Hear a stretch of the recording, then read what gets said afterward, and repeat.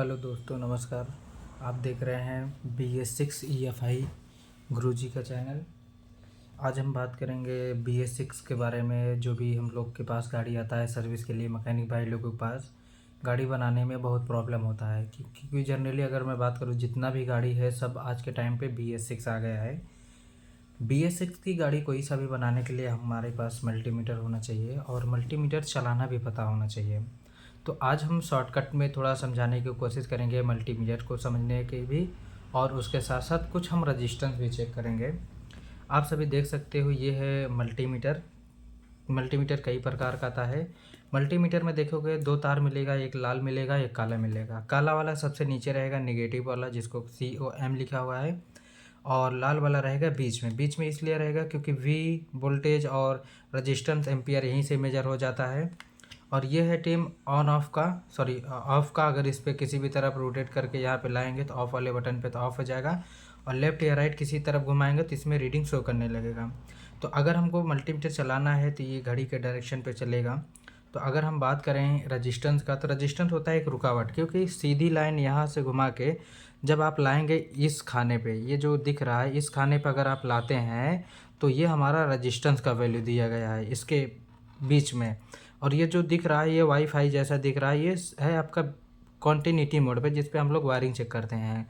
तो ये हमारा हो गया रजिस्टेंस का। रजिस्टेंस एक होता है रुकावट, ये हो गया वोल्टेज का। वोल्टेज दो प्रकार का होता है, एक होता है AC, एक होता है DC। AC वाला वोल्टेज इधर हो गया जो अल्टरनेटिव करंट होता है, और ये हो गया DC करंट, जिसको हम लोग डायरेक्ट करंट बोलते हैं। अब हम मल्टीमीटर चेक कर ले, मल्टीमीटर से हम कुछ रजिस्टेंस चेक कर लेते हैं। इसको टीम सबको पता होगा, ये है हमारा BS6 की किसी भी गाड़ी में, चाहे हीरो होंडा हो, TVS का हो, हीरो का हो, किसी भी गाड़ी में देखेंगे तो ये सेंसर आप लोगों को देखने को मिलेगा। इस सेंसर को बोलते हैं ETA सेंसर, और इंजन टेम्परेचर सेंसर के भी नाम से लोग जानते हैं। तो जो इसका रजिस्टेंस है टीम, इसका रजिस्टेंस है 3 किलो ओम से लेकर 14 किलो ओम, यानी कि 3000 से लेकर 14000 ओम के बीच में रहेगा। तो हमारे पास जो मल्टीमीटर है, मल्टीमीटर में आप देखेंगे तो मल्टीमीटर में भी रहेगा यहाँ पे 200 ओम, 2000 और 20 के, यानी कि 200 ओम, 2000 और 20 के। तो इधर आप देखेंगे तो यहाँ पे 200 ओम है और 200 ओम और 2000 ओम, और इधर 20000 ओम है। तो मान लो अगर हमको किसी दुकान पे शॉपिंग करने जाते हैं या कोई सामान लेने जाते हैं, हमको सामान चाहिए उस दुकान से 4000 रुपये का, तो आपके पास 3 नोट है, एक है 200 का, एक है 2000 का, एक है 20000 का। तो सामान खरीदने के लिए हमको नोट देना पड़ेगा 20000 का, क्योंकि 20000 बड़ा होता है। वैसे ही अगर हमको सेंसर चेक करना है ETA सेंसर का, इसका रजिस्टेंस है 3 किलो ओम से लेकर 14 किलो ओम। तो इसका मतलब है कि हम लगाएंगे 20 किलो ओम पे, क्योंकि अगर 3000 से कम रजिस्टेंस होगा तो हम लगाएंगे 2000 पे, क्योंकि 2000 से ज़्यादा अगर रजिस्टेंस होता है तो हमको 20 किलो ओम पे ही लगाना पड़ेगा। अगर 2000 से कम रजिस्टेंस है तो 200 पे हमको लगाना पड़ेगा, यानी कि 0 से लेके 200 तक हमको कोई रजिस्टेंस चेक करना है तो इस पे लगेगा।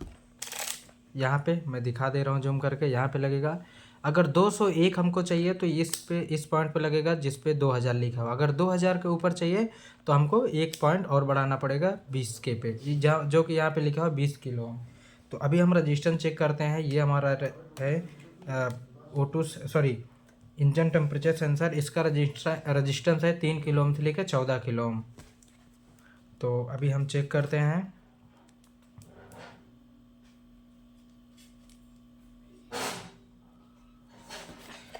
ये देख सकते हो दोस्तों, इसका रजिस्टेंस 9.57 आ रहा है, 9.57। इसका मतलब है ये हमारा जो ETA सेंसर है, जिसको थर्मल सेंसर बोलते हैं, इंजन टेम्परेचर सेंसर, बिल्कुल सही है।